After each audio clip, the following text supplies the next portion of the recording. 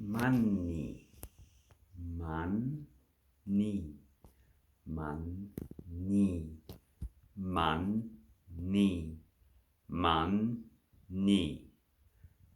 Keep on repeating how I pronounced money, and you will be able to pick up how to pronounce the word money in a fashion that other people can understand.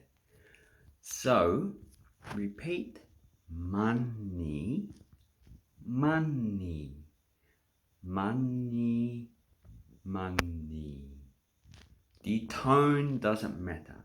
I can say money or money, and it will be the same in any accent, or it will mean the same word.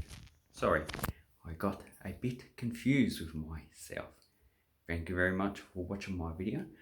I hope this helps you with your English learning and have an awesome English learning experience. Thank you and goodbye.